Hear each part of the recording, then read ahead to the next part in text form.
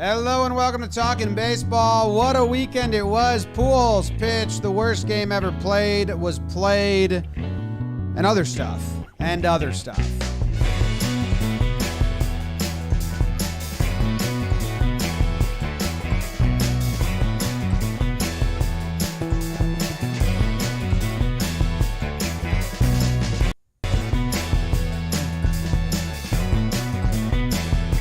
Hello and welcome to Talkin' Baseball, presented to you by SeatGeek.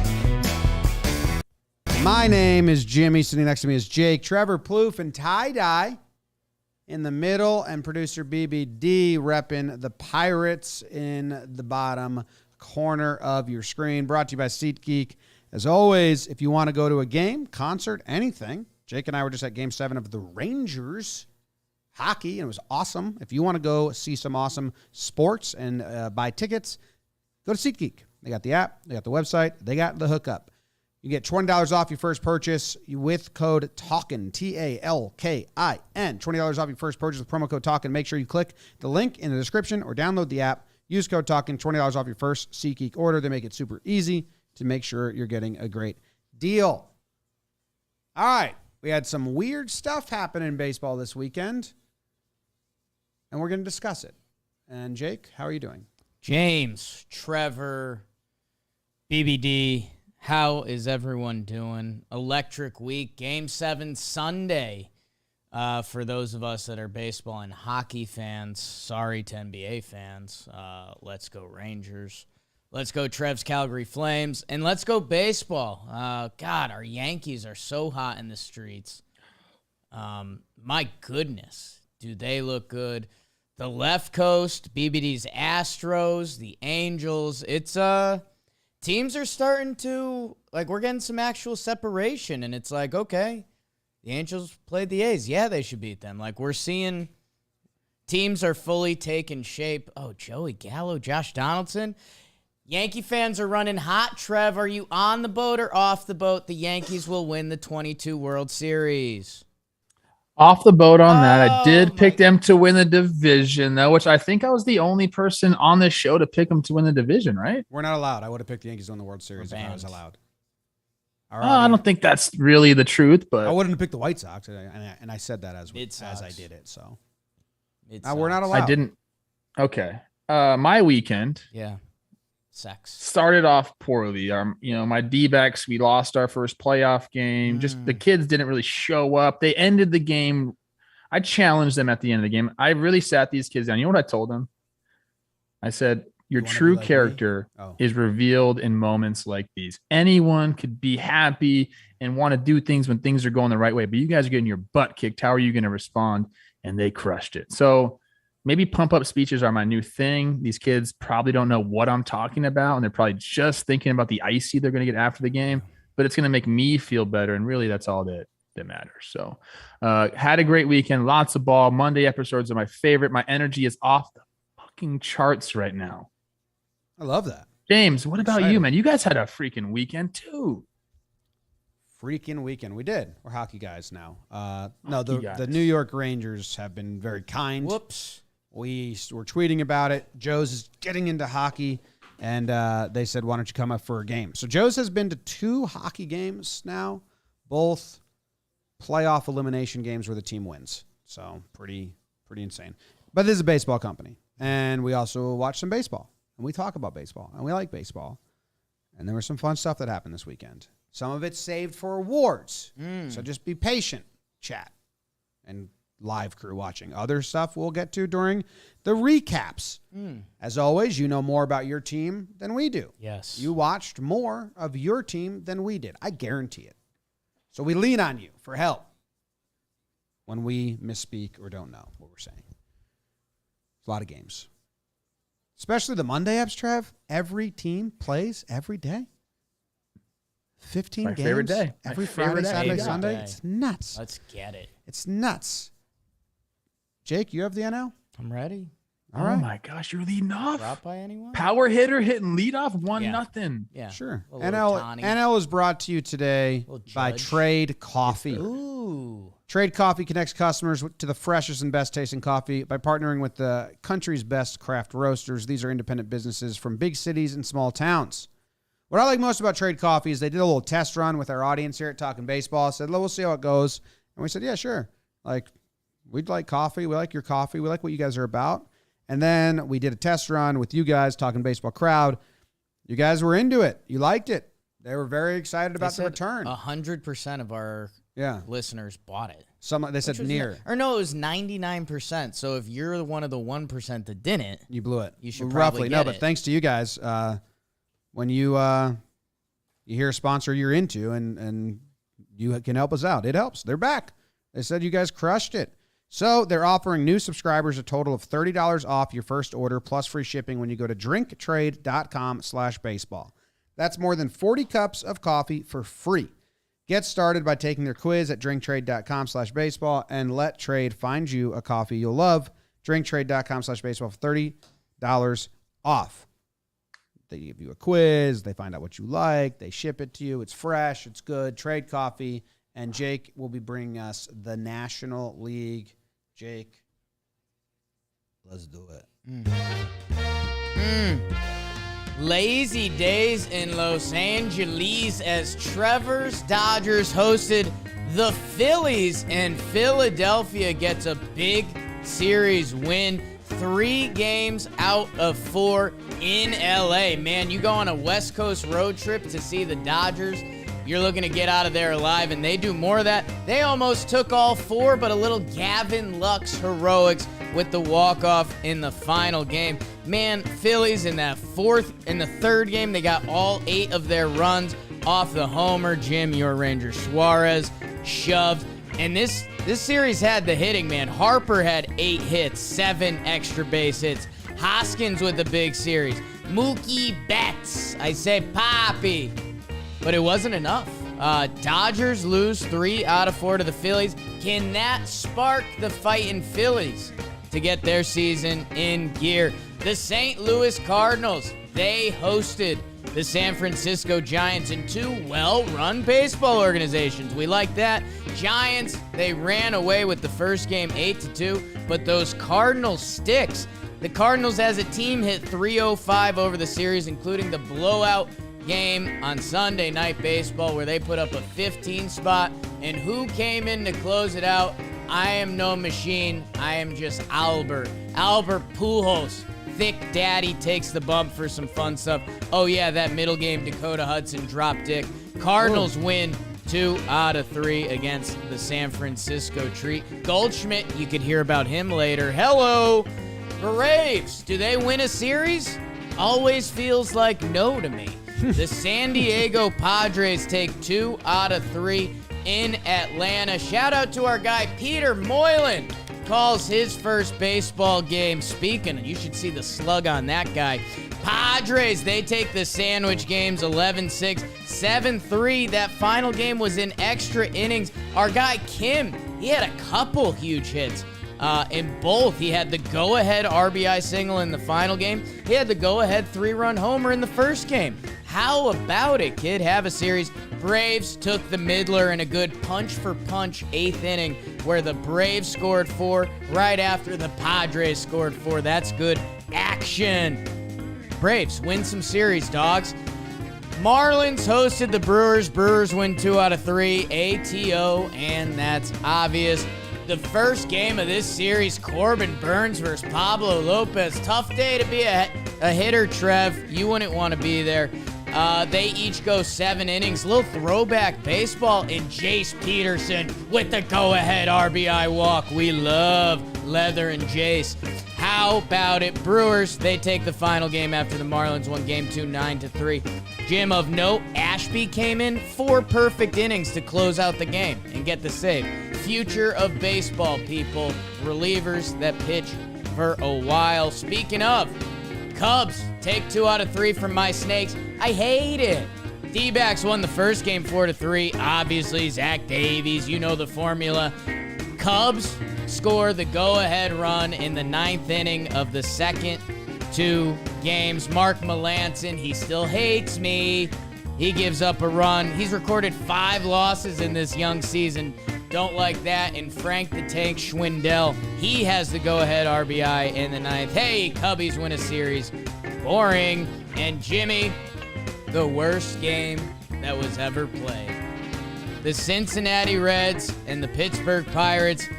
The blow hitter, people are calling it. I feel bad for my guy, Hunter Green. Maybe we'll talk more about him. He goes 7.1 no hit.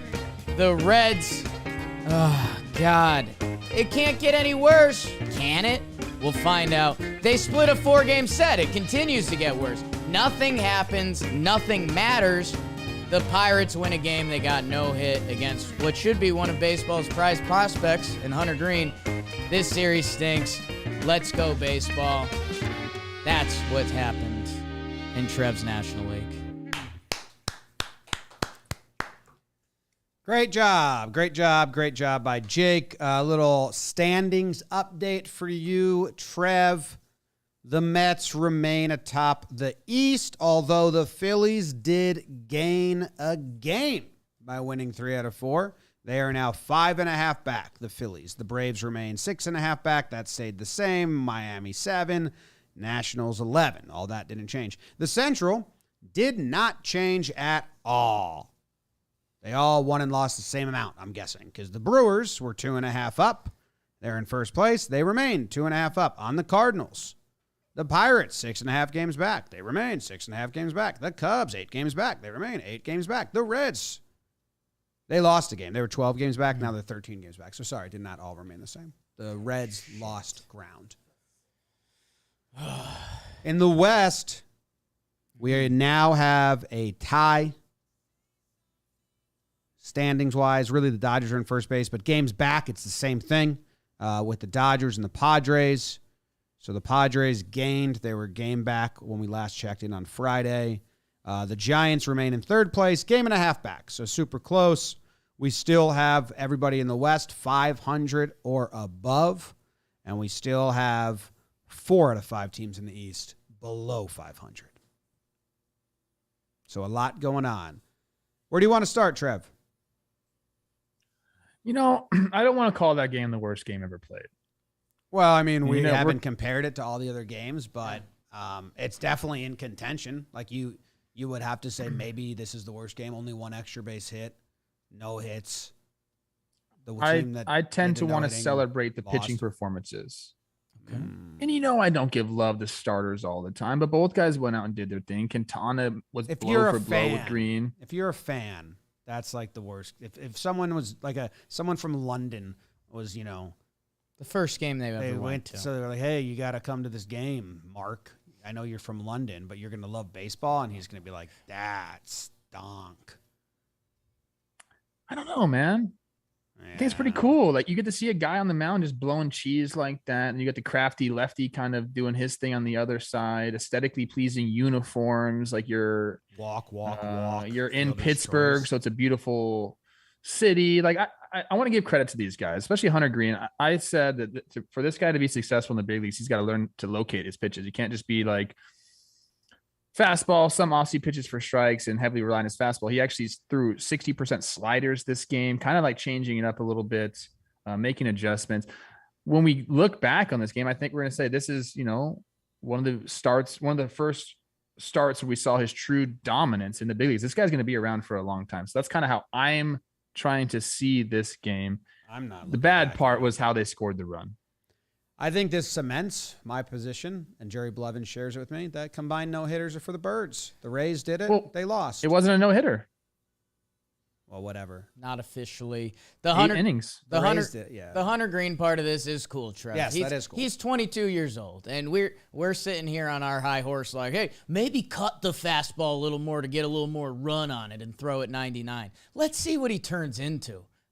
He's got a chance to be very special, and I hope he does, and I hope he becomes a reason for Reds fans to tune into baseball games. I hope he becomes a reason for me to tune into Reds baseball games. But Trevor Plouffe, I mean, Quintana on the other side, that feels like if you got 31 at-bats against him, that you'd hit like 290 with a 405 on base and an 857 OPS. Like, it feels like you'd rake that guy.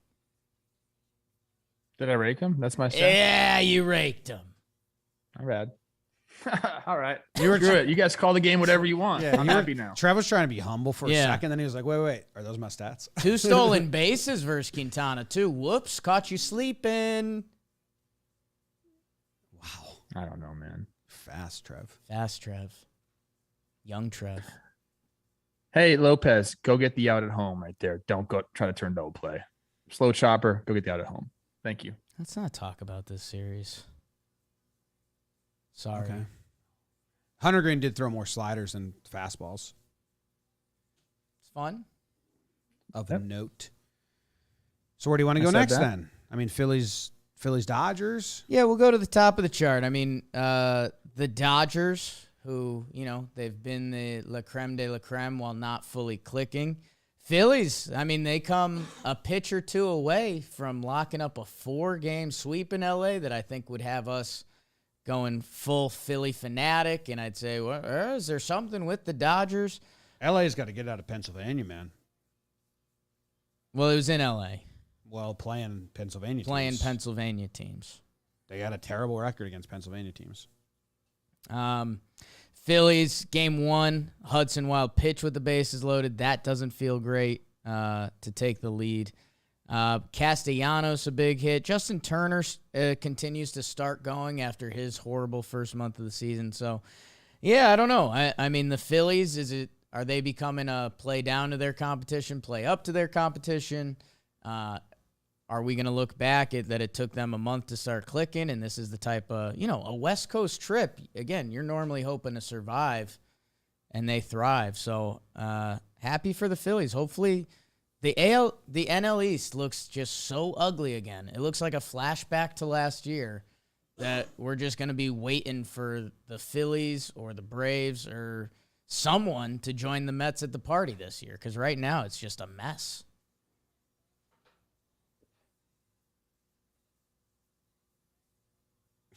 I'm working through a little technical difficulties right now over here, guys. If you're looking at me right now, I can't tell. Oh, okay.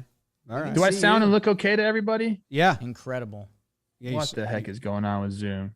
Tough series for the Phillies, even though they win all these games. I said this today on baseball today. You win 3 out of 4. Yeah, you should be super stoked, but the way they had to do it is exhausting. I played on teams where the offense has to answer the bell and continue to answer the bell early and late. And they got to figure some stuff out. We can't have like a repeat of what they did last year with their bullpen.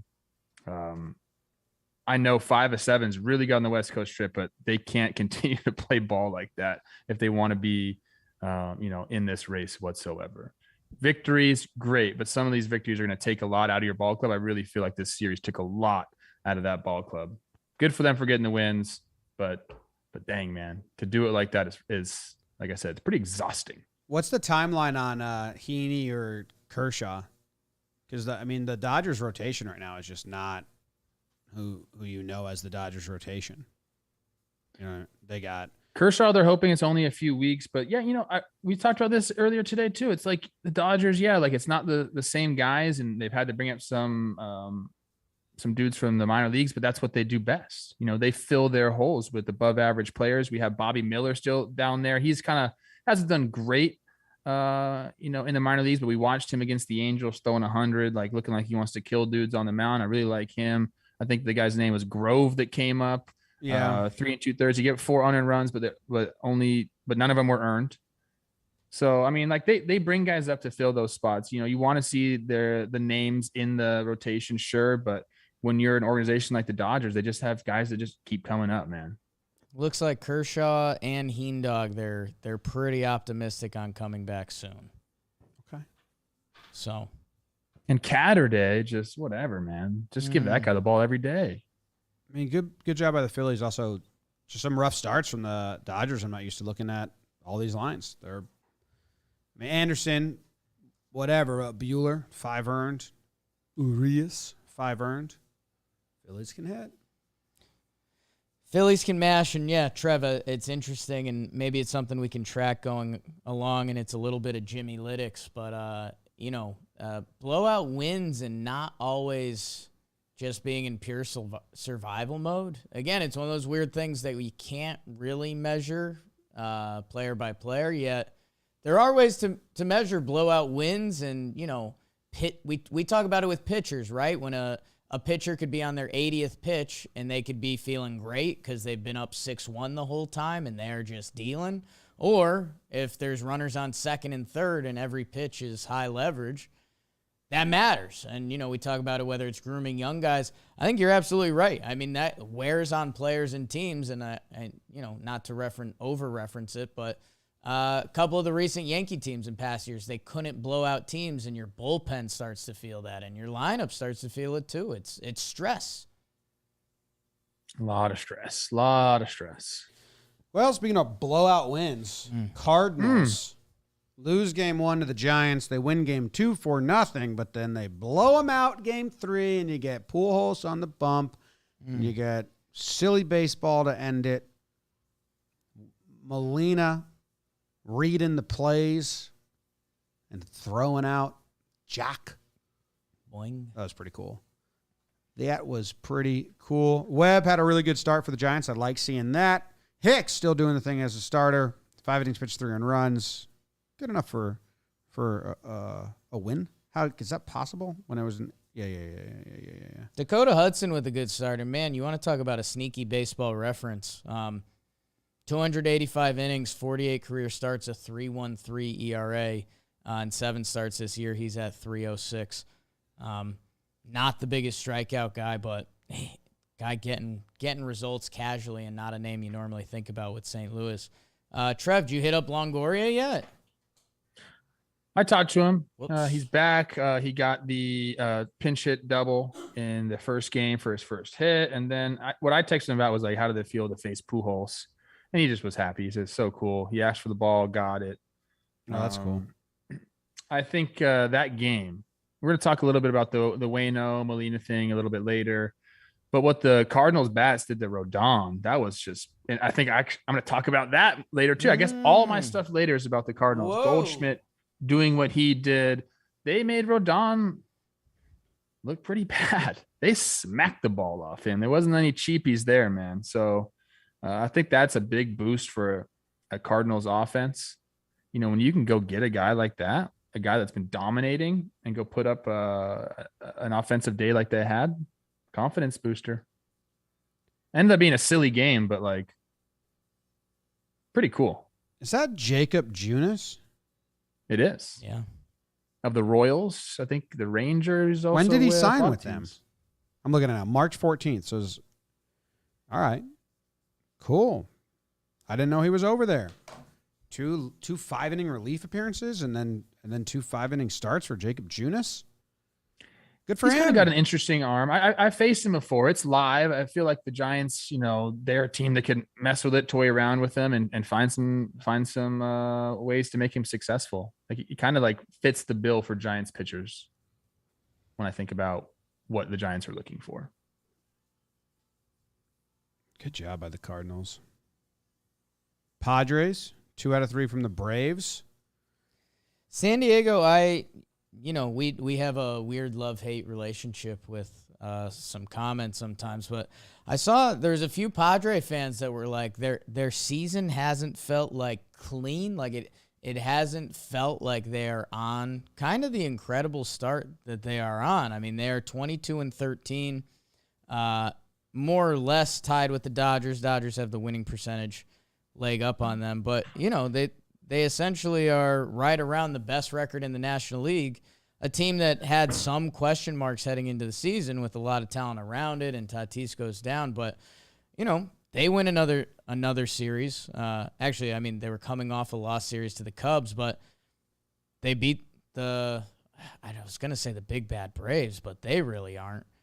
So I don't know. I guess Padres fans, my question goes out to you. Sound off in the comments, my friend says. Wow. Do we think that the other shoe is going to drop and these Padres are going to feel the same way, but more losses are going to come in? Or do we feel like that they haven't even been playing their best brand of baseball and things are about to really take off? I guess that spin. That's what I'd love to know from Padres fans, because the conversation or comments I saw seemed like they unfortunately thought things could go south, but I don't know if that was just someone who was scared or what was going on. But Padres are racking up wins. Manai gives him 7 innings pitched. Musgrove gives him 6 with 2 earned runs. Darvish almost goes in the 6th inning, even though he gave 5 earned runs. So they're getting starts. We knew they would get starts. I want to watch more Manny Machado at bats. I think I'm putting that on my radar. Okay. When I have the NL. Next episode, I have the NL. Okay, so can you guys text me when Manny's up? Not you guys. Not you guys. Who's gonna text you? I meant tweet at me. Oh, tweet. Okay. So Manny's up. Manny's up. And I want to tune in. I don't know why I'm bringing this up, but Cano's debut, not so hot. I watched that air that he had. Throw the ball into second base. He's kind of not paying attention. Then he kind of tries to pick it, but not really pick it.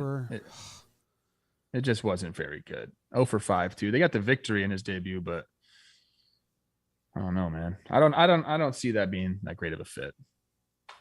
Even though I think maybe a couple of days ago I said that's one fit that could make sense to me. I don't know if he's ready to play right now. Not a lot of risk. You just ditch him and then you trade for Cruz. Yeah. Why not? Well, they know how fragile a season can be. We saw them collapse at the end of last year. I'm not saying one guy is going to come in and just do that to them, but I don't know. Doesn't seem like it works. Ha-Seong Kim, big series, and his numbers on the season are solid, which that'd be good. He's a hot boy, versatile, filling in for Nando a little bit. Go Padres. Braves fans hate the Braves right now, and that's exactly where they need to be. I feel like they were there last year, really mad at the team, and then you just kind of stick with them. Stick with them, Braves fans. Be mad now, be happy later. That's what I think. Heavy. Yeah. A little life. Hey, I know this isn't. Is Soroka ever going to pitch again?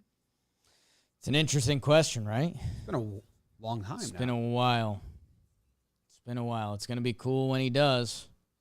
But yeah, it's been a while. That's a bummer. 6 days ago, Mike Soroka excited to start his own spring training. So, okay. Targeting midsummer for a return. Hell yeah. I like that. 2 torn Achilles. Man. Owie. Travis Brewers beat the Marlins. They win the first game. They win the second. The third game, Burns, 7 innings pitched, 1 earned run. How about that? 0 walks. Yeah, for anyone.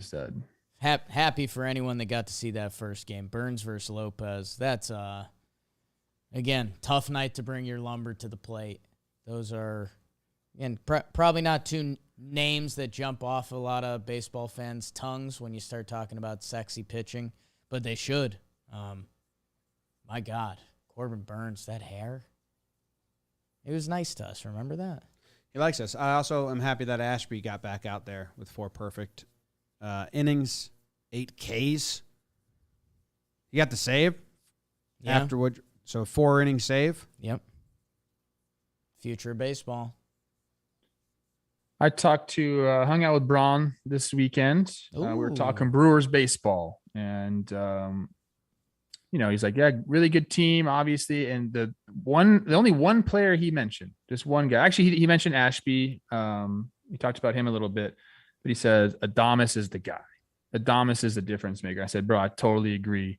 And then here we are. He has the exit game through the ankle sprain. The X-rays come back negative, but he really is kind of become that heart and soul of the team. The energy is very infectious. So they need him desperately. I know the batting average isn't popping off the chart right now for him, but what he brings day in and day out is so special to that team. So hoping this is just kind of a day-to-day type thing. Can't have him out for an extended period of time if you're the Brewers. We saw it in person. He was the only one talking and chatting, and not the only one, but he was the loudest. It's the pulse. Yeah, I mean, he's just got that energy, man. That leadership quality. Yelich is more quiet, lead through example, kind of guy. And then Adames is, he's a shortstop taking, charge of the infield and just kind of, he's one of those guys, man. He's a presence, and when you're around him, you feel it. The other guy in the Brewers that was, had fun vibes around him that when he came back, you had pointed out to us, I think, Trev, was Urias. Mm-hmm. And he's been doing some good things at the plate. He got 388 on base. in his 11 games. Bicho. Brewers did it. I mean, they're a good team. I think they're going to make massive moves. Ooh. I mean, I hope they do. You always say that. I'm going to put a minute on the clock for Jake here to talk about what happened to his D-backs against the Cubbies. When you do that, James, or Jake, before you start, I'm going to click on, click off, or click Okay. off, click on. You guys want to hear your minute on the D-backs-Cubs series? Fuck, man. It's about to give Mustaches some love, too. He had 2 homers in one of those Reds-Pirates game. Where's he going to be playing in August? Yeah, man, I don't know what to tell you. Our Snakes are continuing to play winning baseball, except in the 9th inning. They got clipped twice. So, I don't know. Happy for Cubs fans. Melanson, what's up, dude? It just feels personal. 5 losses this season, including 3 in his last 5. So we might need to get Mark some work outside of the 9th inning. Okay. That would be my recommendation. What if it's the 9th inning, but it's like 10-0? That'd be okay. Okay. That'd be okay. Maybe outside of a safe situation. Yeah. Not a lot of offense from the Cubbies. Varsho continues to go. I guess that's no Dalton Varsho as more than just our short king. That he's putting together a really good ball season. Okay. The Reds and Pirates split a 4-game set. We did it. We're good. We talked about that a lot at the start. So we're going to move on to the AL. Trevor, are you back? Are you ready? Me and Patty Schwindel, we're back, baby. Back in the show. Back in the show. Here we go. The AL, Trev. James, you are going to really like this because in the AL, the theme is what was supposed to happen pretty much happened. We'll start in Tampa Bay. The Blue Jays came into this losing 3 series in a row. They came out of it losing 4 series in a row. The Rays take this one 2 out of 3. 5-2 Rays, 5-1 Blue Jays, 3-0 Rays in the rubber match. Not a lot of offense, obviously, in this series, which means the pitching was really good. Margot had the go-ahead RBI single in the 8th. Unfortunately for him, he was placed on the DL with a strained hammy. Game 2 saw Hernandez had the go-ahead homer in the 8th for the Blue Jays. And then game 3, my guy, Matty Chapman, kind of an awkward play there, cuts the shortstop off, tosses the ball to second base. Espinal tries to grab it barehanded, go-ahead run. Comes in to score on that play. Rays take care of business. They pitch. They find weird ways to win, baby. Blue Jays, you got raised.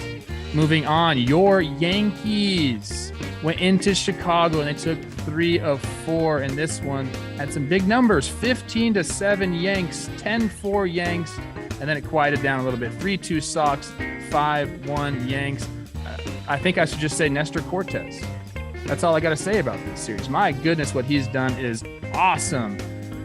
Game 1, Yankees take the lead, was 7 in the 8th, including Judge's go-ahead 2-run infield single. And then Donaldson went 3-run homer. Was this the game where he pushed Tim Anderson off the base and they both got mad at each other? I think it was. Just talking.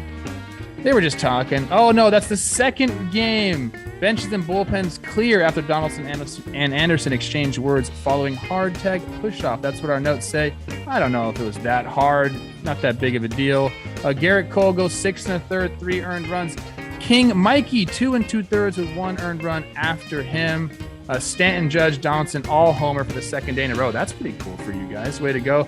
Stanton, not good for the Yankees, according to Brian Kenny. We'll talk more about that series. Cortes and Kopech, probably my favorite matchup of all time. Yankees take 3 of 4 from the White Sox. Moving on, the Guardians go into Minnesota. They lose the series 2-3, or 2 out of 3. The Twins take from them 12-8 Twins in game 1, 3-2 Guardians in 10 in game 2, 3-1 Twins in the rubber match there. The Twins took the lead in the 9th. Or with 9 in the 5th, including Royce Lewis's grand slam, his first career homer. First Twin to do that since my guy, Danny Valencia. Gary Sanchez also had the 3-run homer there. Bieber was dominant in game 2, 6 innings pitched, 1 earned run. And Jimenez had the go-ahead RBI double for the Indians there. Urshela with the go-ahead homer in the fourth of the game 3. Twins take 2 of 3 from the Guardians. Moving on, the Angels went up into Oakland and took care of freaking business. They win 3 out of 4. 2-0 Angels, 4-3 A's, 9-1 Angels, 4-1 Angels. So Oakland, the offense, not there at all. Marsh had the go-ahead RBI in the 4th, and Velasquez hit his first homer in the season in the 5th for the Angels in Game 1. 1 minute left. I know I'm going real slow right now. Lots of stuff happened here. Taylor Ward had to go ahead grand slam in the 2nd of Game 3. Walk-off homer for the A's in Game 2. Lots of stuff happened. Angels took care of business. Won 3 out of 4.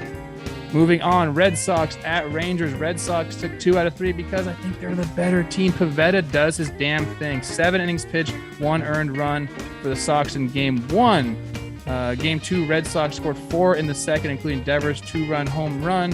The Rangers win the last game 7-1 to stave off the sweep. And then in the last series, Orioles at Tigers. Tigers, are you getting good, or did you just play the Orioles? I'm not really sure. They get the sweep 4-2 Tigers, 3-0 Tigers, 5-1 Tigers. And that, my friends, we'll get into a little bit. Cabrera had a big freaking series for them. He's hitting the ball. The pitcher showed up for the Tigers in this series. They get the sweep 4-2, 3-0, 5-1. And that, my friends, is what happened in the American League. There you go. All right, some standings in the American League. The Yankees are in first place in the East. They have a 4.5 game lead. They had a 4.5 game lead on Friday against the Rays, and it stays exactly at 4.5. Though the Blue Jays do lose a game in the standings, they're now 7.5 back. In the Central, the Twins have won their 20th game. They are 20-15. They are in first place in the Central. They had a 2-game lead. They now have a 3-game lead as the White Sox and Guardians are tied for second place, both a game under 500 and 3 games back. In the West, Astros and Angels technically tied. Angels have more wins. Astros have less losses. The loss column is usually the way you do it. The Astros are ahead in the loss column. And let's see, who did anyone gain ground? The Mariners are 7 back. The Rangers were 7. Now they're 8. On the downside of things, the Red Sox are now 12 games back after 34 games. That's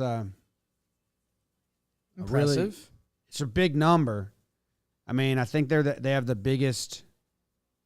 The Reds are 13 games back. That's the biggest. And then the Red Sox at 12. So don't be red. Don't be red. Wow. How about that? Interesting. Yeah. That's tough. Trev, where do you want to bring us, Big Daddy? Let's go Cron Pod here. We'll talk Rays and Blue Jays. Like I mentioned, the Blue Jays now have lost 4 series in a row. They're 4-9 in May. So you're talking about a little skid here. I don't think this is indicative of the team they are, but this is baseball, people. There were some interesting plays there. I mentioned the Matt Chapman play. I don't know if you guys saw that. I did not. Force out to second base. He kind of cuts the shortstop off and then kind of quickly tries to get the ball over to second. And Espinal's like, what's going on here? Tries to catch it barehanded and like whiffs it almost. Run comes around to score. Weird defense from some of the games that I watched. I don't know, man. But the Rays, like I said, they raised them, bro. Like winning games like that, being able to do what they can do. I did have a note. I put this note in. Springs, I want to say it was his debut or one of his first times pitching in the big leagues. Nasty changeups. Why are we seeing all these guys with nasty changeups all of a sudden? Like, what are we doing here? Is that the new thing? Well, the 4 seam's out unless you're fucking Taylor Hearn or Hunter Green. And Manoah pitched good. You know, he had the air behind him, but he's still a stud. So if you're, a Jays fan, I wouldn't be too worried about this series. I mean, what do you expect when you go play in Tropicana, dude? It's going to be a weird series. They've had a pretty tough schedule. It remains tough. So they really have. It's statistically it's the toughest out of the 30 teams. And they're going through it right now. I mean, they had Cleveland and then they lost to Cleveland, so that's not that doesn't land here. They lost 3 out of 4 to Cleveland. Like, that was a lighter barometer schedule. But, their last games, Houston, New York, Cleveland, New York, Tampa. Now they host Seattle and the Reds. So if you're the Blue Jays, it gets tough again after that. You go on the road to St. Louis, L.A., you face the White Sox, Minnesota. So, if you're the Blue Jays, you host 3 against Seattle, 3 against the Reds, win 4 games out of those 6. I don't care how it gets done. You can lose the series to Seattle, but then you got to sweep the Reds, or you just take 2 out of 3 to both. But if you don't, then I don't think we can really do the strength of schedule argument anymore, because you fucked it up with Cleveland. So don't fuck it up with Seattle and the Reds. That would be what I would say to Blue Jays and Blue Jays fans. I'm giving you the argument right now. You have had a hell of a stretch. Rays are raising. Hey, couple wins against a team with a winning record. We talked about that a little bit. Although those Jays are 1 game above 500. This is a team that got off to a 15-8 start. They were playing the Yankees in a battle of okay, the Yanks look good, the Jays look good, let's go. And now the Jays have sputtered hard. So yeah, it's kind of go time. A feisty Seattle team is coming in. Oh my God, all that chaos at Citi Field this weekend. That's it. That series is going to be electric. Both those teams coming in hot. But yeah, you got to blitz this Seattle series, take care of the Reds, because Jimmy just hit it. The schedule after that is tough. That, I don't know. Are we going to be here on June 1st saying that the Blue Jays are like a 500 ball club? Because that's a yellow light. Like this team is supposed to be. They were talking the talk. They've got a ton of talent. I don't know, Blue Jays. Do you want to hear? I had to go watch it again because I wasn't sure about this, because it just sounds so razy. So after the Chapman air, they gave the air to Chapman. They shift over on Choi. So shortstop is kind of open. 3-0 pitch. You think, 3-0 get big. Just hits like a nice little line drive right to the shortstop. Score a run. It's just so razy, bro. Like 3-0 swinging, shift beater, put you up 3-0. I don't know, man. Anytime you go down and play the Rays, just like, if you get one victory, I think you kind of are happy when you go to the Trop, right? They just find ways to demoralize you. Like, I'm sure Blue Jays fans, they split the first 2 games, and you're like, all right, we got Manoah going Sunday. Let's steal this series. Hey, Manoah looks good. 6 innings, only 1 earned. Blue Jays got shut down. Put up a 0 spot on the scoreboard, and that's where the Jays, they just constantly find a way to slash your tires. That's what they do. The Rays? Yeah. That's Rays baseball. Slashing tires. All right. Not me. Dumb. Is there we talked to Cash when C. Rose and I went down there when they were playing the Angels. He's talking about Brujan. He's like, this is another guy. Talking about Taylor Walls and Brujan. He's like, these guys are incredible. So yeah, for you guys, I guess, good luck. Look out for those two. I'm interested to see Taylor Walls. I think Brujan is the bigger prospect, but Walls has racked up WAR this year, but his offense has been terrible. So I always love to see, okay, does that mean I'm going to see Taylor Walls and he's a defensive whiz, or is it one of those weird WAR things? But yeah, Rays find guys. Who's the next Joey Wendell? Because we need one, Jim. I asked him, I said, you guys do anything different? He kind of looked at me like I was an idiot. Like, why would we do anything different? I miss Joey Wendell. Miss Joey You Wendell. do miss Joey Wendell. Hot. I like watching him play 18 times a year. That was just one series, by the way, guys. So Yeah. Yankees-White Sox. Yankees take 3 out of 4. They take care of business. I mentioned the Kopech Cortes thing. It's just incredible.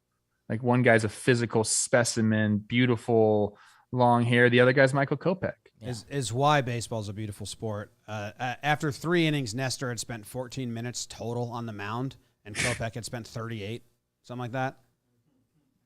It's Nestor Cortes. He's on his way to the All-Star game right now. He's unbelievable. I kind of want to do a video on what he's doing, because it's cool.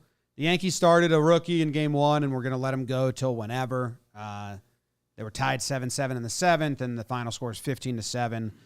On the White Sox side of thing, I say this, I said it in a post-game recap, and I say it. What's going on? Like, they look unmotivated and just sloppy, and their bullpen isn't great right now. Hendricks came in, and he got Joe Kelly. I know he's only made 3 appearances so far, but he made 2 in this series, and I think they clipped him for runs in both of them. Graveman looked good. Cease struck out 11, but any ball that did get hit was like a homer. So it was just a weird White Sox defense was bad. They're saying that the infield is soft, and there's soft spots in the infield, and that's why it's bad. White Sox infield is the most unique playing surface. And I don't mean that in a nice way. I hated playing defense in Chicago. What they do, and I'm not sure they still do this. I think they do. You go out there pregame, and do you guys know what God, I forget the name of it now. It's the stuff they put on top of the dirt. Yeah, well, I've seen them sprinkle it and rake it. I don't know what Quick dry or whatever. Yeah. It's called quick dry, I think. Is it called quick dry? Something like You'll go out there and they'll have mounds of it in the back of the infield, and they spread so much of it throughout the infield. You're not playing on like the dirt that you're used to. You're playing on top of this, whatever it's called. It's weird. I never liked it. It gets choppy. Your foot goes in. You can move a lot of it. So I'm assuming that's what they're saying is soft. I don't know if the grass is playing weird too. I never ever liked playing defense in Chicago because of that reason. Why don't they change it then? I mean, Tim Anderson's got 10 errors, and they're saying it's because there's soft spots. This is allegedly.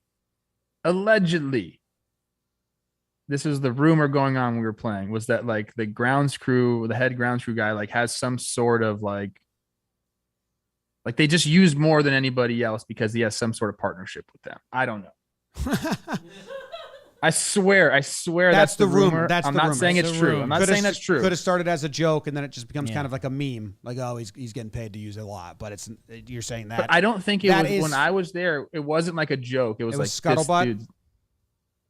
What? That was the scuttlebutt in the dugout. Okay. I'm just trying to. It's not. Just need a little context with it. That's all. What's the language of origin? Pirate. White Sox need a locker room fight. They're kind of playing an unpassionate brand of baseball.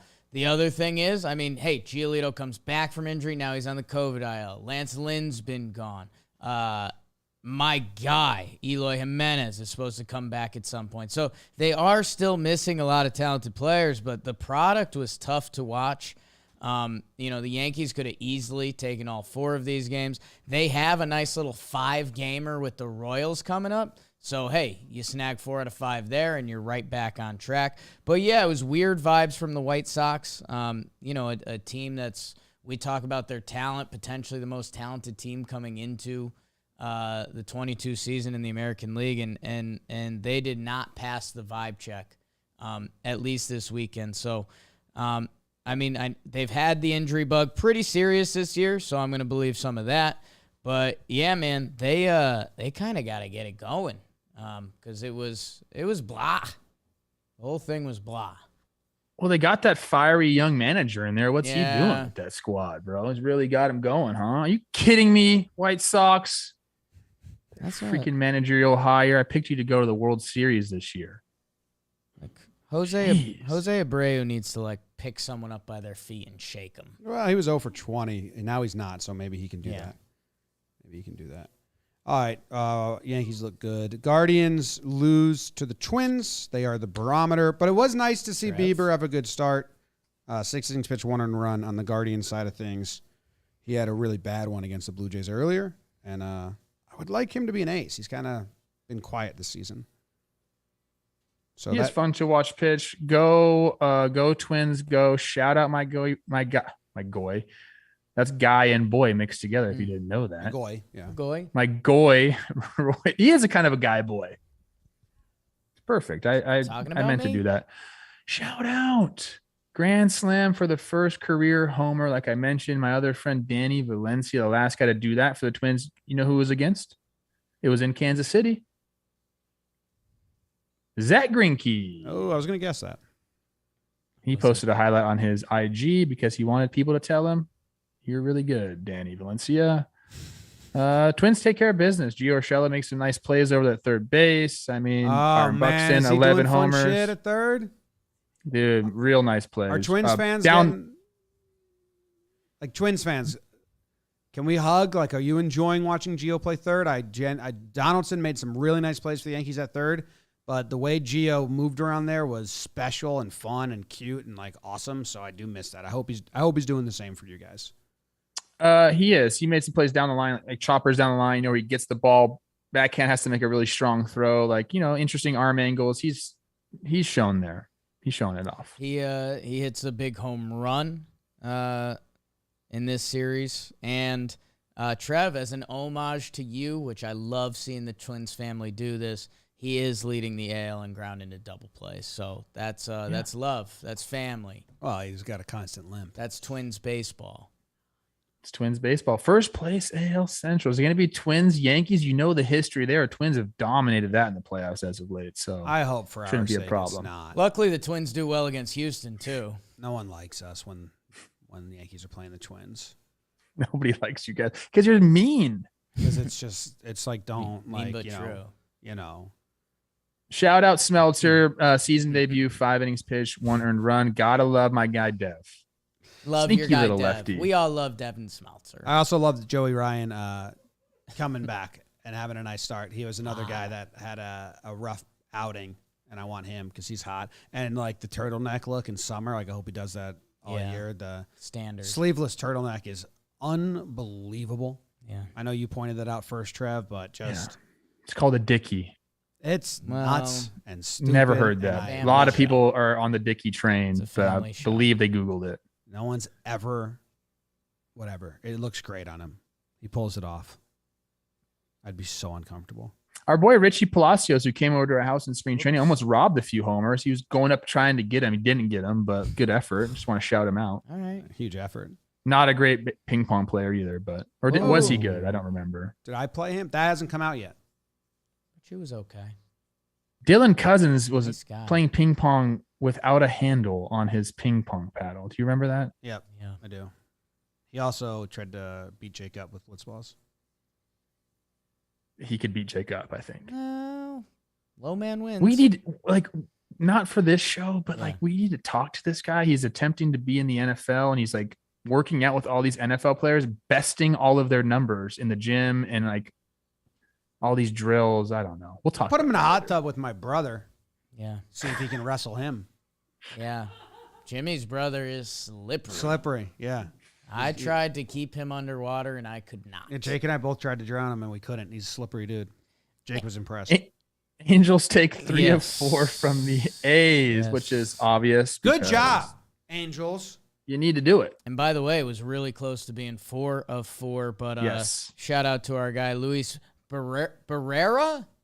Barara. Hits his first major league home run. You might as well make it a 3-run walk-off. Good for you, kid. But yeah, the Halos go to work. Their pitching goes to work, Jim. I know you like that. Me and Joe's were just talking. Looks like they're gonna I don't know. Ohtani's starting to get The hot. Angels are looking good. Boing. We keep, at least in my mind, I'm like, are they going to turn into a pumpkin? No. That's a reference to the classic Disney movie Cinderella. Oh, okay. But they're just not, bro. Midnight's come and gone, players. They're still partying up at the ball. Glass Taylor- slippers are not. They took them off. Fuck slippers. It's time to party, right? Fuck slippers. Lorenzen. Let's party. Fuck slippers. That's what they say. Lorenzen, we saw, C. Rose and I sat down and chatted with the guy first, number 1. The hair works for him. He's got a little longer hair, hot boy, hotter than I give him credit for being. I know he's big and strong, and some people might like that, but the face was okay. We talked to him about pitching. He's very excited about what they have in there. And I don't know if they're proving people wrong. Are they proving people wrong? Or like, I guess they are. Right? I think Lorenzen, including me. I mean, the Reds wouldn't let him start. I kind of was like, really? I don't know. And he's 7 innings pitched, 1 earned run right here. So yeah, I think Lorenzen's proving people wrong. I think Taylor Ward is proving his manager wrong. Another go-ahead grand slam. I mean, he's nuts. And he said nobody in the big leagues can get me out right now. And it's gonna sound funny. I know what that feeling feels like, man. So it's amazing. I didn't have it for very long, but every hitter in the big leagues, if you go through a hot stretch, there's a time where you're like, fuck, man, nobody can get me out. It's a fleeting feeling, Taylor. So try to bottle that up as much as possible, unless you're Mike Trout, or one of these big time mashers. It's a fleeting feeling. So bottle that up. But he's been incredible. Then Sandoval goes 6 1/3, 1 run. And this guy Herget, Hey, you guys pitching ninjas all over this guy. You've seen him kind of throw. Dude, Herget. Do you know this? Yeah, Herget just reached out. He wants to come in the warehouse, I think. spoilers. No, not allowed. He's filthy. No. Well, I'm just. He can play you guys. I think they're trying to do whatever. Yeah, he's interested. And So, I think it Jake's was never gotten out. first save, It's right? basically Herget versus Taylor Ward all over again. Did you hear what Ohtani calls Tyler Wade? Yes, I did. Anyone I don't know else? the term. What is it? Ikemen. Eichmann? Yeah, I don't know how it's It's pronounced. a soft eye. It's Ikemen, Ikemen. Eichmann. which means hot boy. Hot guy. Oh, Hot he's guy. seen mine and Mansplaining Baseball Sports list before, Yeah. Yeah. which is coming out soon. Our 2022 version. The Red Sox won a series. That's good for them. Hey. Pivetta with his first win of the season. 7 innings pitched, 1 earned run for them. Red Sox scored 4 in an inning, so the offense came alive for at least a little bit. Rich Hill, first start since having COVID. He had a nice outing. They had another 4-run inning, the Red Sox, in Game 2, and then they lost in Game 3, I think. The Martin Perez redemption game that everyone was talking about. Yeah, the Red Sox used an opener in game. Yeah. So, and then Houck pitched 3 in it. Why? They're just trying to save baby Houck a little. Baby Houck. What? Two Why? really. I'm genuinely curious. Why would you not just have Houck open that game? They're trying to save him from the top of the order? Ask your Red Sox fans. Yeah, I'm asking Red Sox fans. Can you let me know why would you do Davis as an opener to Houck and not just start Houck? Seems like Red Sox fans. What do you say? Sound Sound off in the off in chat. the How about chat, yeah. Pivetta? 2 really, really good starts. Full pension Piv went 6 innings, no earned run against the White Sox in his last time out. This time 7 innings with only 1 earned run. So he's finding it. I said he was the key to success for Boston. I've been wrong about that. Their starters had been good and he had been bad, but they've been losing because their offense has been poor. I think we're all wrong about the Red Sox in some way. Boston, a awful start to the season. No real other ways to chop it up. They've got Houston and Seattle at home, and then they play 3 versus the White Sox. So these are 3 teams that had playoff aspirations coming into the season. Man, if they can start getting the ship on the right track and win a couple series, win 2 out of 3 series, they have Baltimore, Cincinnati, and Oakland, which then, if you can right the ship, that's when you can hit it and try to reel off 6 games and try to salvage this season. Otherwise, we're talking trade parts for Bogats. Pittsburgh Pirates, good or bad offense? Lean bad. Better OPS plus than the Boston Red Sox right now. That is jarring. yeah, they've been brutal. Go check out Vogelback's Instagram, though. Good follow. Really? Yeah. Good follow. Do I not follow him? Yeah. Can I make the same joke I made, or is it not allowed? I forget exactly what you made and a little nervous. It's thick. I said it looked like Gavin Lux was inside him trying to escape. Yeah. In that one picture. In that one picture. Yeah. Well, if you just end that sentence, Gavin Lux was inside him. That's whole different thing right there. Ooh, And Tigers. can I tell you, there was Yeah. one series that made me a little sad. My Orioles that have been putting up a lot of fight so far this season, and now our Yankees play them. I'm interested to see if they bounce back, but they were missing. Mountcastle went on the IL, and Hayes didn't play. 2 tough righty bats for them. And then I also got a little optimistic. Tigers, almost a similar boat to the Red Sox. Are you guys going to salvage your season at all? It's kind of go time. Their starting pitchers dropped dick. Hey, they got off to a terrible start last year. Maybe that's just the Tigers' things. Terrible start. Pineda hurt. That's a bummer. Big dude. Yeah. Orioles. Thick. Mountcastle Hayes are pesky, but really it's Mountcastle, Mullins, Mancini, and Santander when they play the Yankees. Those are like Santander. Those are pests. All right, you ready for the interleague? I sure am. Shout out Mega Cabs. Hot. Nice basement. The Mariners traveled east to New York City to play the New York Metropolitans. They took game 1, 2-1 in a pitcher's duel. Gonzalez versus Scherzer both only allow 1 earned run. France had the go-ahead RBI. The Mets won game 2, 5-4. Bassett pitched well. Patrick Mazeika go-ahead home run in the 7th after Winker had the game-tying 3-run home run in the top half. Fun times there. And then in the rubber match, the Mariners win 8-7. Robbie Ray gets got. Cookie Carrasco gets got. Cal Raleigh, go-ahead 2-run home run. Julio Rodriguez had 4 hits with a home run. How about that? Mets leave the bases loaded in the 9th. Alonso, full count. Check swing K to end the game. Good, fun series between those two teams. The Astros went to the Capitol to take on the Nationals. They got it done in game 1 with a great Framber start, 7.2, 1 earned run. In game 2, the Nationals win. How about that? Javier in the rotation had a bad start. I think it's the first bad start by an Astro starter in a long time. Game 3, Verlander's out there, 5 shutout innings up against Corbin, who has 5 earned runs. Not good. Jeremy Pena sat the whole series. Sat down, watched it the whole series. Kelsey's Royals. No, psych. Strike that. Reverse it. Eric Stonestreet's Royals went to Denver to play Kelsey's Rocks. The Royals took 2 out of 3. Good job. A lot of runs. 14-10 in game 1 as Greinke and Freeland and the defense both just blow it. Game 2, the Rockies win 10-4. Hernandez gets lit up. And in game 3, the Royals win on a go-ahead 2-run single in the 9th after the Rockies had scored 7 in the 7th to take the lead. Score 7th in the 7th to take the lead. Might as well score 8 and win it, but they didn't.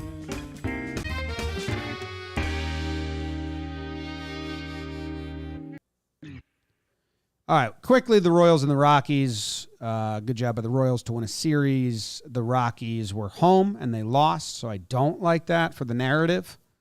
I like the narrative there. I don't know if you guys have much to say on that. The Mets and the Mariners is a really fun series. A little bit more on the Mets and Mariners situation coming up later in the show. Game 1, though, Gonzalez and Scherzer, 6.2 innings pitched, 1 earned run for Gonzalez, and 7 innings pitched, 1 earned run for Scherzer. Then you have the Winker drama in game 2, and then you have bases loaded, full count, 1-run game in game 3. So they put on a show, these two teams. I think both fan bases enjoyed it a bunch. More on some of it later. Hello. Oh, okay. We'll keep our thoughts quick here. Tough for the Mets to get the news about McGill. Yeah. I haven't talked to Jolly yet. Is he okay? That's like his guy. He looked gonna okay. be okay? He looked okay All this right. morning. Yeah, Mets are doing it. That's a big blow, though. God. I don't want to rain on the parade there, but like that's massive for them. Feisty Mariners. A lot of pent-up stuff coming out. I love it. Mets had to lose their first series at some point. Mariners, will they get going? Again, as we're at this 6-week, 7-week mark, who we know there's going to be 2 or 3 teams that we look back in another 6 weeks from now and we're like, wow, they had a crap first month and then they figured it out.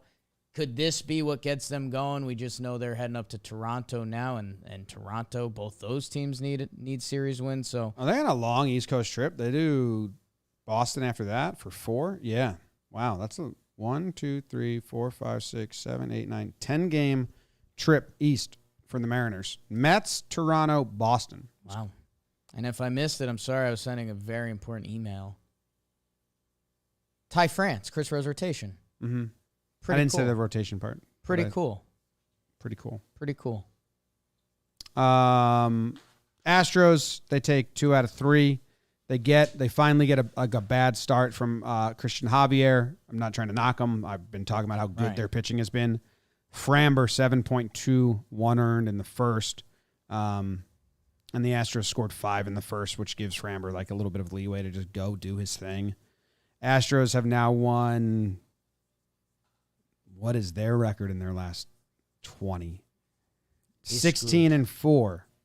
16-4 in their last 20, 9-1 in their last 10. They're kind of rolling, and I think they're coming close to being out of this stretch where they get an off day soon or some breathing room. Good for them for maybe they don't even want an off day at this point. They're so complete. And if you're an Angels fan, you got to be like, hey guys, can you give us a little bit of breathing room here? We're playing really good. Can you just play sort of good, not really, really good like you have been? That's always tough, man. When you can't be standings watching at this point in the season. But for Angels, it's this is the first time they've kind of been in this position in a while. To see the Astros go pace for pace for them, it's similar to last year with the Dodgers and the Giants, where it's can one of you freaking guys lose a game or lose a series? And right now the answer is no. Get ready for that next Angels-Houston series, July 1st. That's crazy. So it's crazy. They have 10 more games in a row, the Astros, before they have a game off. So still in the teeth of it a little bit. I want to give a shout out. One of my earliest Talking Baseball awards went to Yadiel Hernandez. I told a very passionate story about him. He's 34 now. And by the way, he's raking 333, 370, 886 OPS. Came over as a 29-year-old and was kind of toiling around in the minors. And now he's in the show, raking. So love that for him. And we had a correspondent at this game. Who? Oh, BBD was there. Oh, Biebers, that's right. What, did your scouting eyes see anything?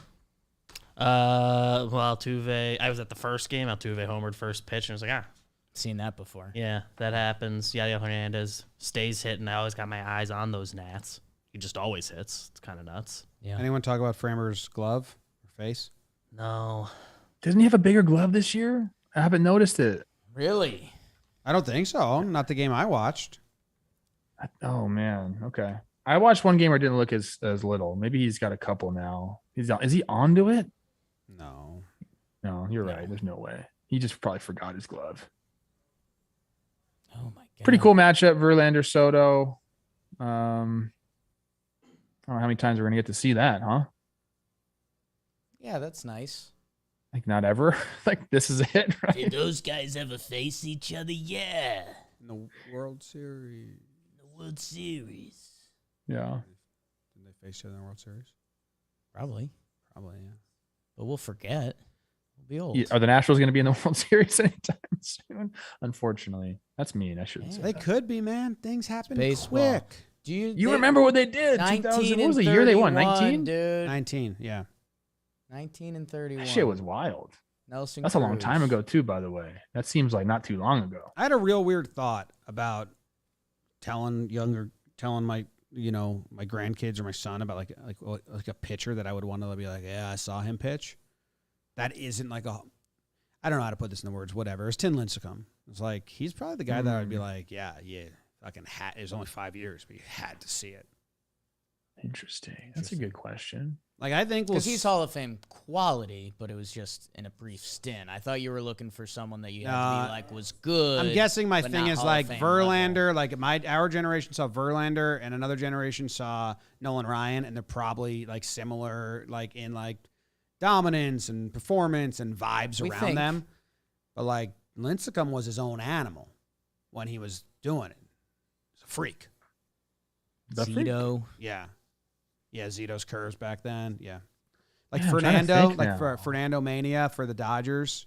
Or not. El Duque. Yeah, Felix Hernandez when he was, when he was Prime, the Seattle fans showing up. That was a special atmosphere there too. There's been some fun pitchers. Even though I hate starters, there's been some fun times.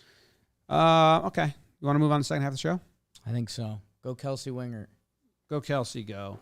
All right, second half of the show where we give out standouts, we do Slump Watch and Fuego, and awards is brought to you by DraftKings Sportsbook. Yeesh. Slide into stacks of cash this baseball season with DraftKings Sportsbook, an official sports betting partner of Major League Baseball.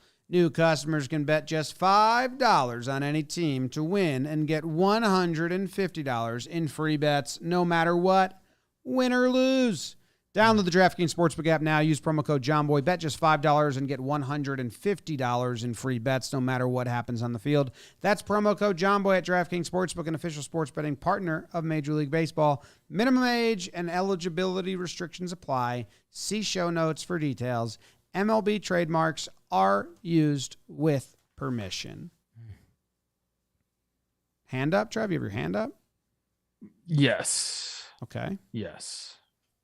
Gabe Kapler, this whole if you have a full beard, you have a mustache thing. He's wrong. 30 seconds, go. I say absolutely not. Yeah, Jake? no, he's wrong. If you have a full beard, you have a mustache.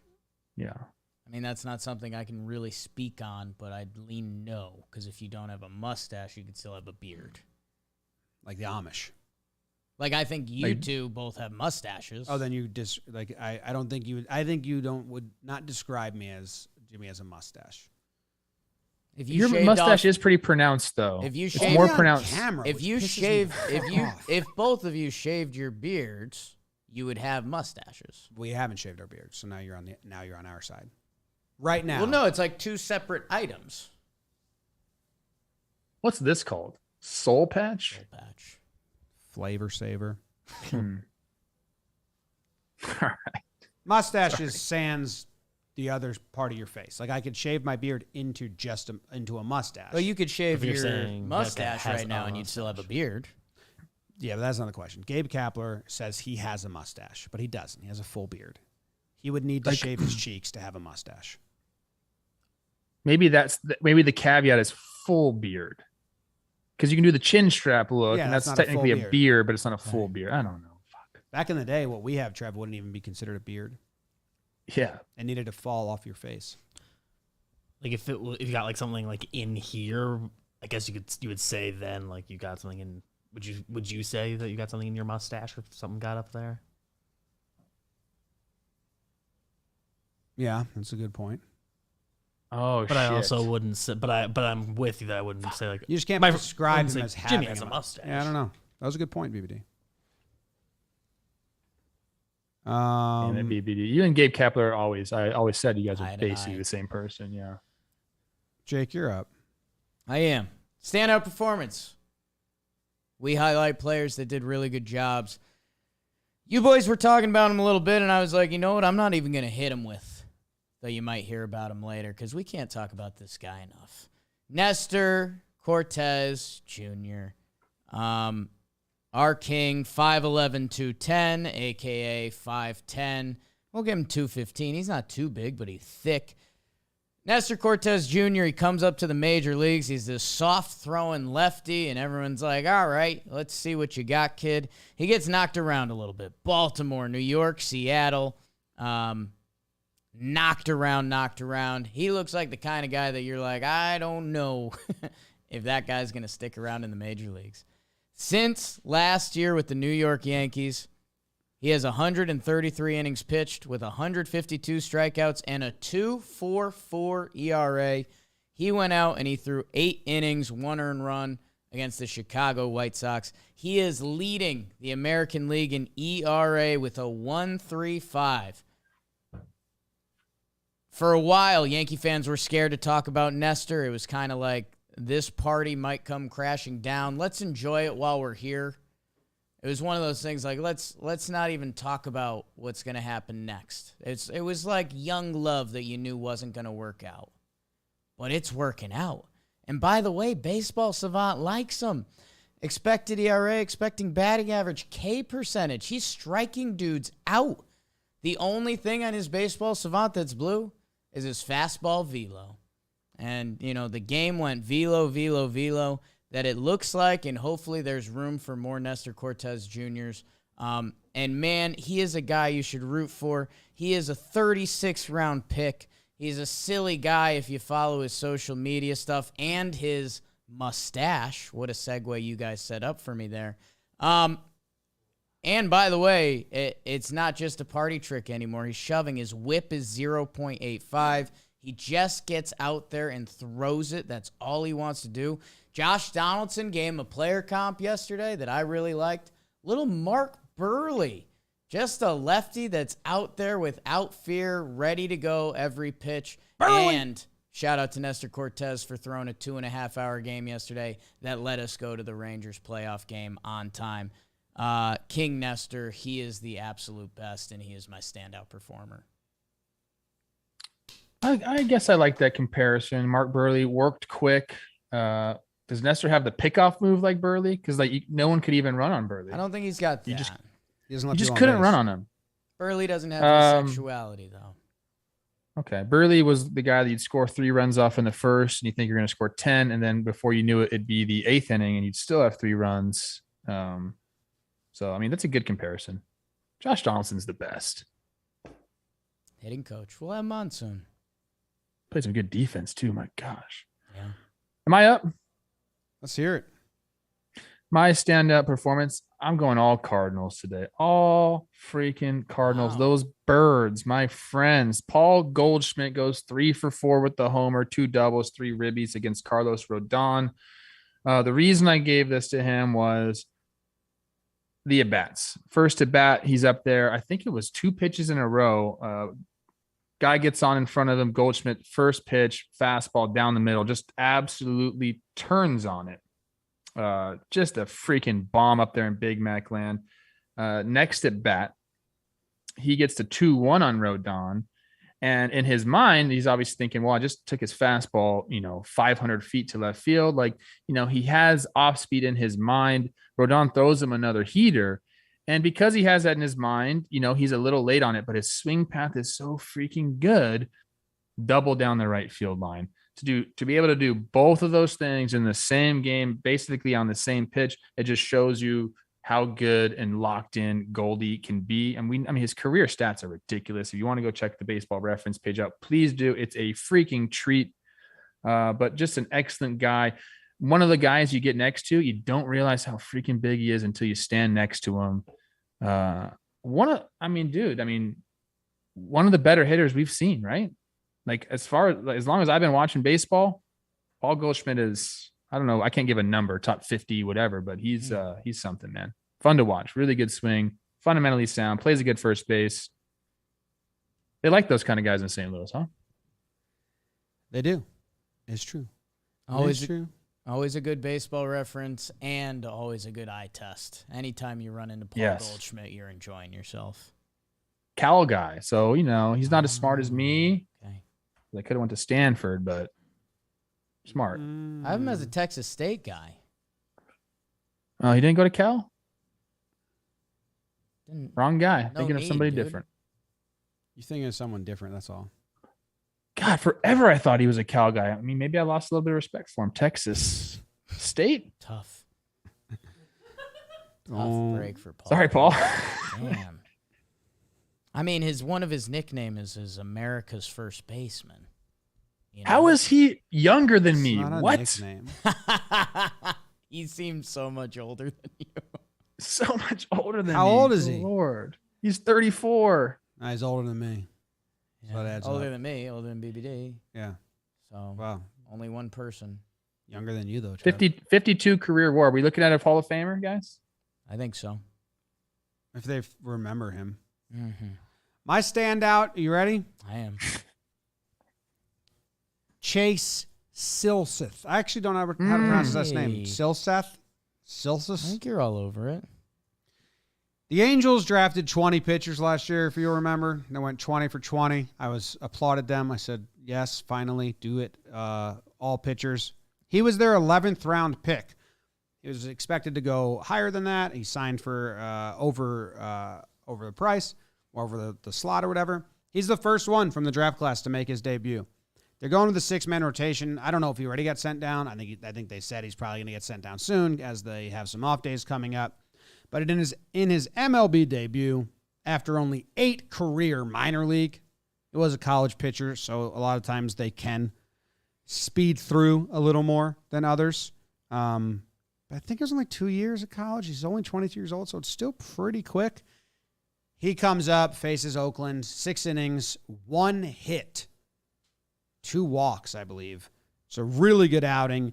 And I love it because that's exactly what the Angels needed. Just a fuck ton of minor league pitchers. And you call on a dude because he was coming up from Double-A. I'm guessing he just matched up with the game they needed. And he'd been pitching pretty well.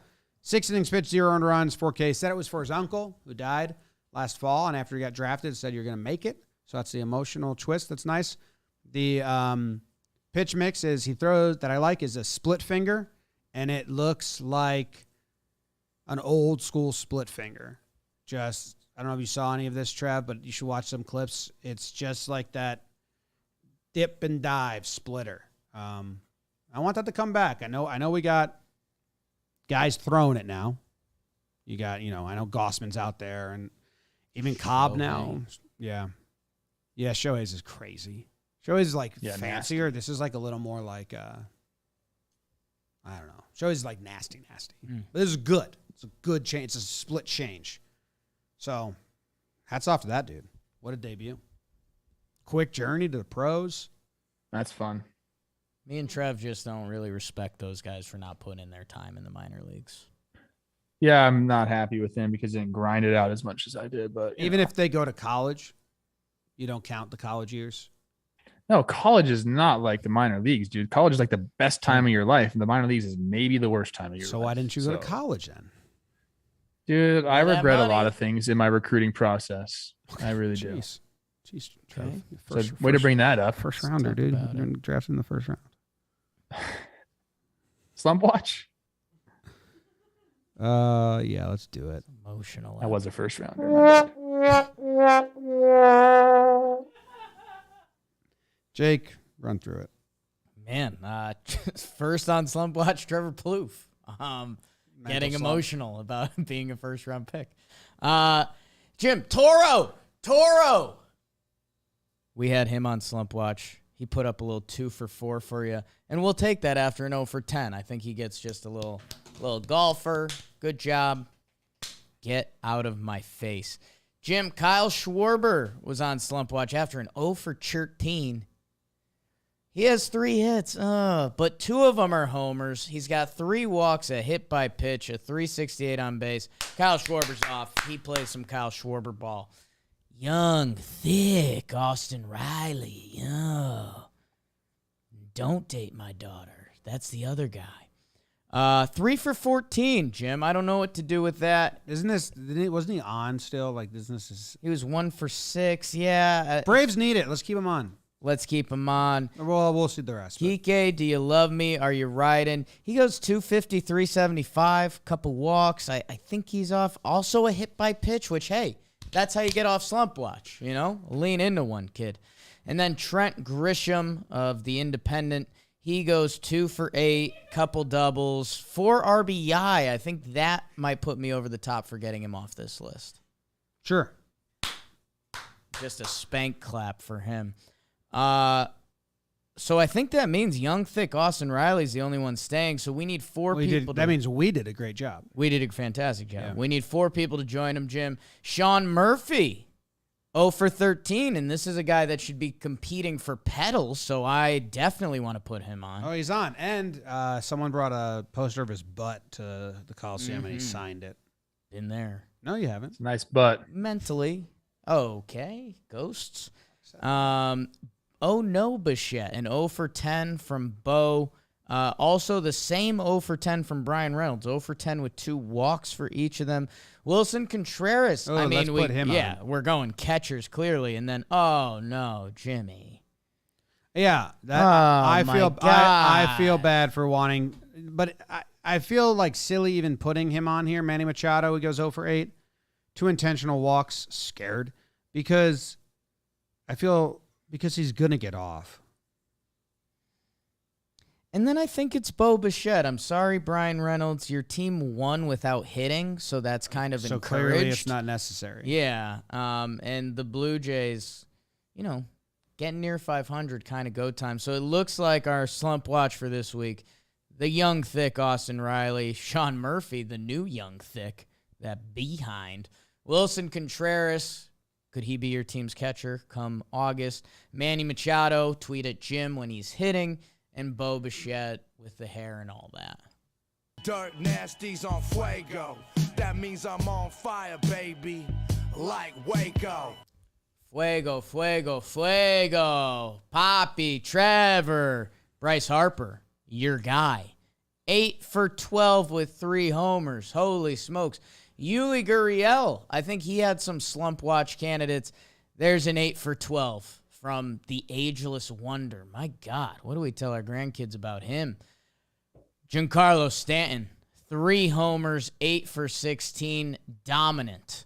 The big dude is scary when he's right. Paul Goldschmidt, you just heard about him, 6 for 12, 2 homers. Miggy Cabs, Trev's guy, 6 for 10, 2 homers. Let's go, Miguel. He's older than Trev. That's cool. Cole Calhoun. We love ourselves some Cole Calhoun with a 6 for 12. Brendan Rodgers, good for the kid. He had a rough start to the season, 7 for 14. Taylor Ward, yeah, every episode. And Rafi Devers goes 6 for 14 with 4 extra base hits himself. So that's, tell him who's hot. Who's hot? Who sell out the I spot. gotta close the chat. It's gone. Who it's dates not your bad. It's daughter? not Is it bad. Matt They're just Olson? Matt Olson. They're What just about we haven't explained slump watch in a while, so they're confused. They're not slumping. We're watching out Right. for them. We're so helping they don't them. slump. Yeah. It's preventative. You go over in a series, we got to make sure you don't do it again. Trev So we're uses watching out. anti-aging cream, so he looks younger than Paul Goldschmidt. It's preventative. I have some eye cream that I use. Paul Goldschmidt is my daughter guy. Oh, wow. Because Matt Olson's too good looking. So it's like, for me, Goldie's like. Goldie's more of like a raise my kids guy if I die. Like, I feel like Matt Olson. Yeah. Matt Olson would, like, go the step of respecting me. Like, if I yelled at him once, he'd, like, respect it for, like, he'd fake it. Paul Goldschmidt would just, like, crane me. He'd grab me by my peanut head and, like, you're out, little guy. He never. Did you guys know that he once gave me a gift certificate to get Vans? Paul Goldschmidt. Yeah, because he doesn't wear Vans because he's an adult. He's a man. But I'm like a teenager, so I still wear Vans. So thanks, Paul Goldschmidt, for that. How did that happen? I mean, just, walk us through that. It was a players association, Jake. We have those things all the time. And it was in one of our bags, a grab bag, a gift bag, if you will. He's like, I don't wear Vans. You wear Vans? He like looked at me. He's like, oh, you for sure wear Vans, and just gave me the gift certificate there. I'll never forget that, Paul. And that's when I realized how big he was. Oh my God. He towered over me. But he still respected me. I saw the look in his eye. Yeah. That's good. You wouldn't get that. Any one of you freaks wear Vans still? It's basically what it was. Here you go, Corey Koski. Enjoy them. My first award, is it brought to us? That was good. By anyone? That was good. Brought to you by The Warehouse. The Warehouse and Ballin Exciting stuff. Island Ball. Me versus Trev happened. Yeah, Island Ball, you versus Trev, you versus Moyland. I've got my one-on-one league game tonight versus the Jolly Jozos. Go check out JM Warehouse if you haven't yet. Lot of fun over there. I, men, am giving out the Mr. 100 award. Very prestigious honor. Not as high as a Vans gift certificate, but it's good. And it's not going to Shohei Ohtani for hitting his 100th homer. It's not. Sorry. That's too easy, folks. It's going to my guy. We get nervous sometimes on here talking about Yankees. Trev said this episode was for the birds. He went full Cardinals. I am going big Aaron Judge. The Yankees. Oh, Nestor and Judge out of you, huh? The Yankees have been the best team in baseball. Trev, you're probably saying, hey, why is Aaron Judge Mr. 100? Is it Something to do with his 1 OPS? It's not. It's really nice, though. And you can make the number 100 in it. Average exit velocity, 100th percentile. Barrel percentage, 100th percentile. Hard hit percentage, 100th percentile. Expected slugging, 100th percentile. Ex-WOBA, 100th percentile. 5 of the, 12 boxes on Baseball Savant. Big Aaron Judge is the top 100th percentile. The dude is a freak, and every time we get the opportunity to say it, he's not just a mammoth home run blaster. The guy's got batting average. He's got the contact tool. He's got on base. He plays great, incredible defense. He's got a cannon for an arm. He looks, Jim, you said this on Talkin' Yanks yesterday, he looks better than we've ever seen him. And by the way, you might remember before this offseason, he turned down a $213 million extension. You know why? Because the price tag is already gone up. The big fella looks incredible. If he continues at this rate, I mean, he is making a sprint for the AL MVP.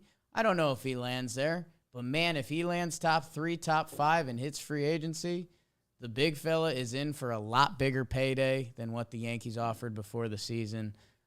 Big Aaron Judge is playing a special brand of baseball right now, and it's a big part of the reason that the Yankees are the best team in baseball. Way to go, Judgy. He's almost Mr. 200, okay? We have 3 Mr. 200s. I'm talking about OPS plus. Obviously, our guy Taylor Ward's leading it. Mike Trout, Manny Machado, all over 200 OPS plus, and Judge sitting at 195. So he is something else, man. I don't think I gave him enough respect early on. I don't know. I just didn't pay much attention to him. But now, obviously, talking to you guys and knowing Dan Rourke, I really get my Judge fill. He's incredible. To be that big, to have those mechanics that he has, and to be able to do the things that he can do on the field is. I'm going to say something, and it's going to be rude, and a certain fan base is going to be very mad at me about it. I think a lot of people have tried to paint Judge as a Pete Alonso and just like a masher of baseballs. And he's like a Gold Glove caliber, now center fielder, playing more center field than right field. Center field. Can run the bases, went first to third a bunch of times. I think in this series against the White Sox, went first to third. Hits for average, on bases there, and the slugging's there. Like, he is a 5-tool player. Yes. And I think a lot of the world, because they hate the Yankees, and I get it, have tried to be like, he just strikes out and hits home runs like he's Joey Gallo. And it's like, no, dude, he's fucking one of the more well-rounded baseball players I've seen play. It's actually Judge's parents' fault because he's just too big. Yeah. And when you see a guy that big, it's like you just can't imagine him playing good defense or running or doing anything but hitting homers. So I just fault his parents for that. So, whatever. Judge and I both get a little reverse stereotyped, and it's messed up. Judgy leading the league in home runs, in runs. And Trev, these are the career numbers. 7 years now. 605 games. 277, 385, 559 slug. He averages a 943 OPS. That's rare air, man. That's rare air. And he looks better than ever. It's pretty cool. Love it. T Nasty, your award? My award, you guys can choose the name. It's Wainlina or Mo Wayne. What do you think?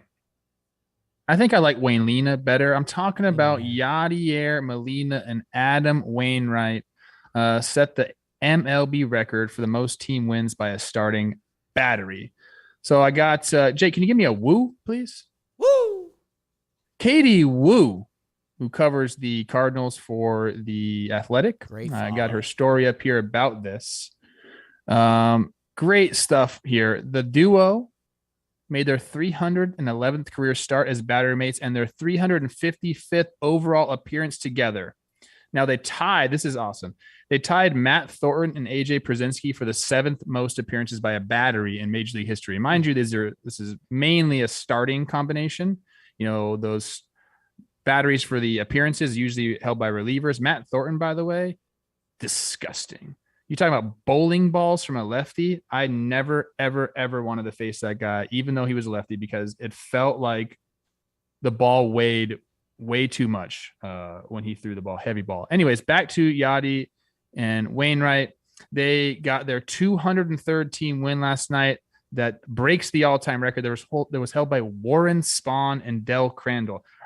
I don't give a lot of love to starting pitchers, but I do like the relationship the starting pitchers and catchers have. I mainly put that on the catchers. I'm a big fan of catchers, but to do what these two have done is nothing short of incredible. Chris Rose had Waino on his show, the Chris Rose rotation, and they talked a little bit about their relationships, which started in the minor leagues.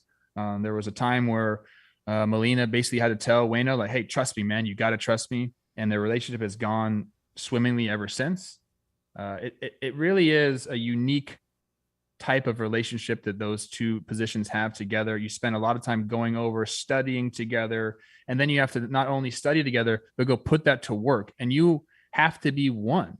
PitchCom has come into play now, but what I love about batteries is like the subtle nods of the head, or like, the hand going over here. Like, they have all sorts of communication or ways to communicate that most people can't see. And you come into the dugout, they could be in each other's face, getting crazy and yelling at each other, and then go out and have to work together again. These guys have done it for so long, 19 years apiece in the big leagues, or I think it's 19 and 17 or something like that. To watch it all go down, it's kind of been incredible. So I just wanted to give a shout out to them. The Cardinals, I can't imagine this happening in any other organization, like the way that it's worked out for them. I don't know why I say that, but it just makes sense to me in my head. So what do I call this award? Wainlina. Wainlina. Congrats, guys. I mean that from I'm being very sincere about this. Like, their relationship is really, really cool to watch. And I hope we get to see it continue all year. And then, we'll see what happens next year. Not promised for anybody, but I sure would like to see this continue. It's been amazing to watch. It's one of the cooler things. Batteries that played together the whole time. Give me the Yankees. Like, who's Yogi Berra's battery mate that they always talk about? Like, who would be his? Yogi played for so long. I don't think he had a pitcher. I mean, he had Whitey. Like, I would guess it would be Whitey and Yogi, but Elston came in to play halfway through Yogi's years. So, I don't know. And baseball is so cool. It's like, Yadi's from Venezuela. Where's Waino from? Wherever he's from. Like, that special relationship, over the bond of baseball. I don't know. It gets me sometimes. I think about that. People coming from all over the world, playing a sport together, and then developing these cool relationships. It's like one of my favorite things about baseball is the fact that, like, so many cultures, so many shapes and sizes, and you develop stuff like this. That's why baseball's the best, dude. Yadi Puerto Rican. I'm not sure. Yadi is Puerto Rican. Why did I say that? You're all right. I think you meant it. Even the way you said it. I was thinking Miggy Cavs. I've had him in my head a lot today because I watched a lot of his highlights from this weekend. My bad. The way you said Venezuelan sounded like you meant to say Puerto Rican. And a story we went through this offseason that was beautiful. Bad look for me. They spent Thanksgiving together. Waino brought the fam down to Puerto Rico. Hey, that's beautiful. There's some fun athlete stuff there, so yeah. There you go. Whitey Ford, 252 games with Yogi, but 195 with Elston Howard. So I don't know who. It's a lot of games. Jimbo. My award is the Good, Clean, Fun Award. Say it again. Good, Clean, Fun. Ah, okay. Best Good, kind. The best kind. The good, clean, fun. It goes to Jesse and the Mets. Winker and the Mets.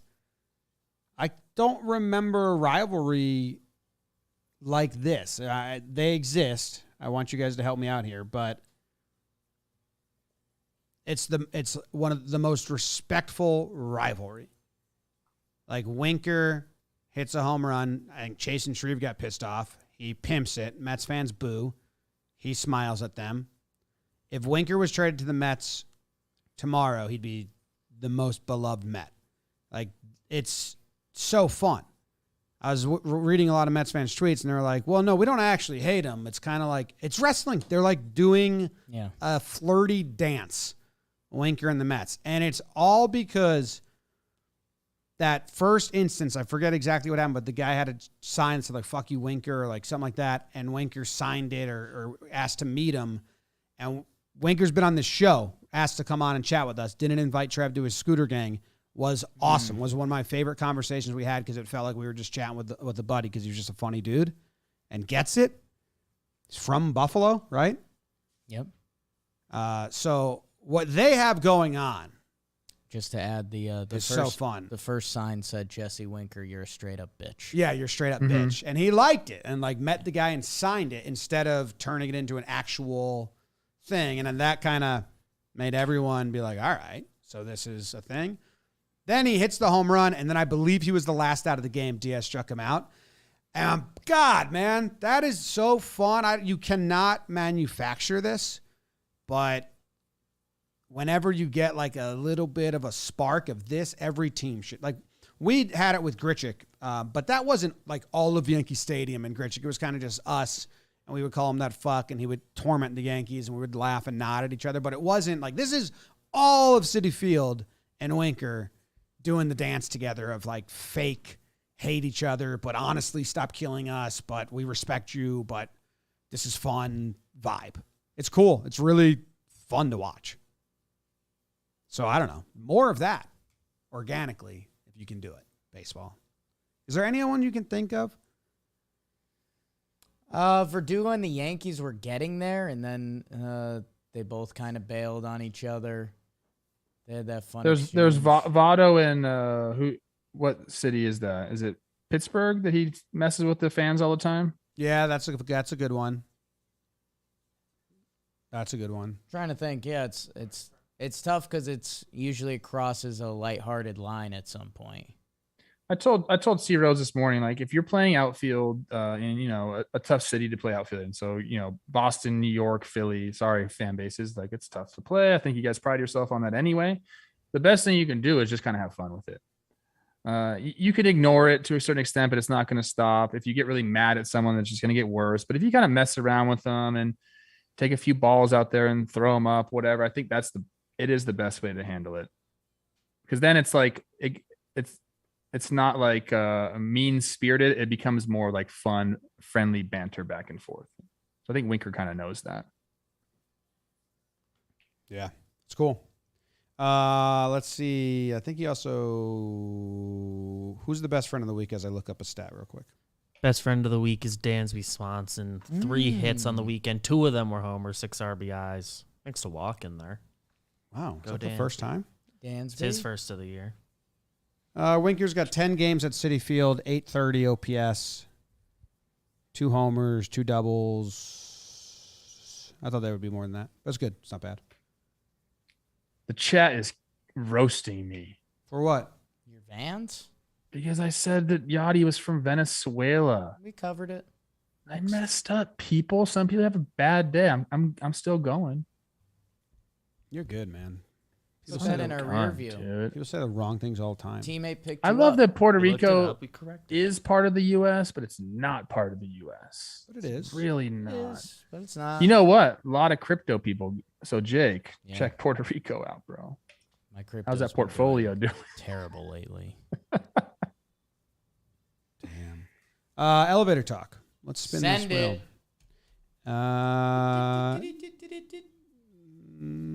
What's the website I use? Wheel Decide. Elevator.com. Probably a good one. But no, I use Wheel Decide. Here we go. I'm going to check elevator.com. Wow, nobody has it. It's the Mets. It's the New York Oh. Mets.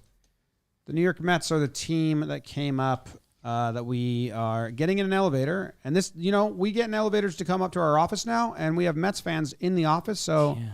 this is a very realistic situation. They're good. They lead the league in wins in the National League, I believe. I don't know. They just lost a series. Buck Showalter's awesome. Shakira came to town. Buck was excited to meet her. Did. Who isn't excited to see Shakira? Jacob deGrom gets his follow-up MRI today. It's big. It is big news. Mets news. McCann just went to the IL. McGill. Know what? Brandon Nimmo. I've said it on here before. Yeah, he's hot right now. I've said it on here before. I look at the stat page, and what I see is an incredible baseball player. Maybe you said you need to watch more Machado. I want to watch more Nimmo because I see a center fielder that's going 304, 414, and 887 OPS, and his career stats are there too. And if you go to their baseball reference right now, Scherzer and McNeil are next to each other, and it's like, whoa. How many players, Jake Sucks, how many players do you think have got to clean up for the Mets this year? 4. 1, Pete Alonso. Love that. Every single game. Can I say on this show, Shakira's hot. Oh, I love Shakira. Yeah. That's like hot. I love Shakira. All time. Yeah. It's all time. Gosh dang, Shakira.